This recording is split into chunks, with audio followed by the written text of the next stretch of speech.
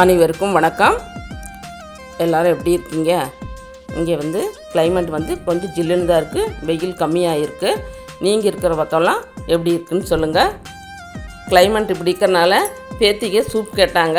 சரி, veg சூப்பாக non veg சூப்பான்னு யோசனை பண்ணிவிட்டு சரி நான்வெஜ் சூப்பே செய்யலான்னு சொல்லிவிட்டு எங்கள் வீட்டுக்காரரை ஆட்டுக்கால் எடுத்துகிட்டு வர சொன்னாங்க, கொண்டு வந்து கொடுத்தாரு. அதுதான் சூப் வச்சுருக்கேன். எப்படி வச்சேன்னு பார்க்கலாங்களா? ஆட்டுக்காலை அவங்களே கறிக்கு சுத்தப்படுத்தி கட் பண்ணி கொடுத்தாங்க.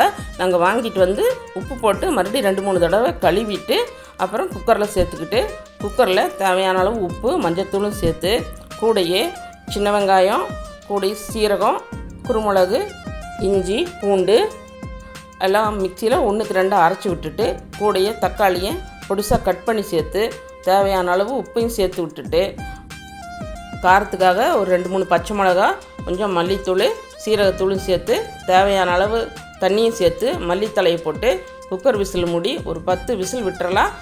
ஓவர் நைட்டு ஃபுல்லாக அப்படியே இருக்கட்டும். ஓவர் நைட்டு விட்டால் தாங்க அதோட எசன்ஸ் எல்லாம் நல்லா இறங்கும். நம்ம காலையில் குடிக்கிறதுக்கும் ரொம்ப டேஸ்ட்டாக இருக்கும். இப்போ ஓப்பன் பண்ணி சூப்பெல்லாம் வடிச்சிட்டோங்க.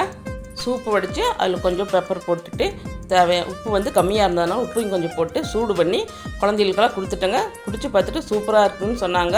சரி, அந்த கால் மட்டும் வச்சுட்டு ஒரு குழம்பு வைக்கலான்னு சொல்லிவிட்டு ஒரு வடைச்சட்டி வச்சு மல்லி, சீரகம், குருமிளகு, கருவேப்பிலை, வரமிளகா, கொஞ்சமாக சோம்பு, ஒரு பிரிஞ்சி இலை, பட்டை எல்லாம் சேர்த்து நல்லா வறுத்து ஒரு பிளேட்டில் போட்டு கொட்டி ஆற வச்சுட்டு அதே வடைச்சட்டியில் நம்ம ஒரு 1/4 கிலோ அளவுக்கு சின்ன வெங்காயத்தை உரித்து கழுவி எடுத்துருக்கேன். அதையும் சேர்த்து கொஞ்சம் எண்ணெய் விட்டு அதையும் நல்லா வதக்கி எடுத்துக்கலாம்.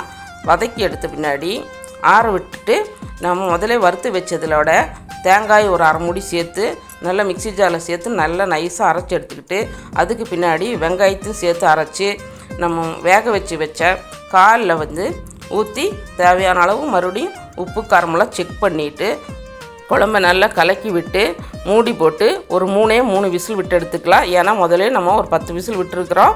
3 விசில் விட்டு எடுத்த பின்னாடி ஒரு தாளிப்பு கொடுத்துடலாம்.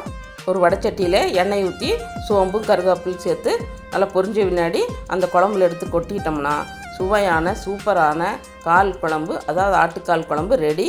இது இட்லி, தோசை, சப்பாத்தி, பூரி, கூடை சுடு சாப்பாட்டுக்கு எல்லாத்துக்கும் சூப்பராக இருக்கும். நீங்களும் இதே மாதிரி செய்து பாருங்கள். பேத்திகெல்லாம் ஸ்கூல் விட்டு சாயங்காலமாக சாப்பிட்டுட்டு சூப்பராக இருக்குதுன்னு சொன்னாங்க. நீங்களும் இதே மாதிரி செய்து பாருங்கள். செய்து பார்த்துட்டு எப்படி வந்ததுன்னு கமெண்ட் பண்ணுங்கள். இந்த வீடியோ பிடிச்சிருந்ததுன்னா மறக்காமல் லைக் போடுங்க, சப்ஸ்கிரைப் பண்ணுங்கள், ஷேர் பண்ணுங்கள், கமெண்ட் பண்ணுங்கள். வாழ்க வளத்துடன் நலத்துடன்.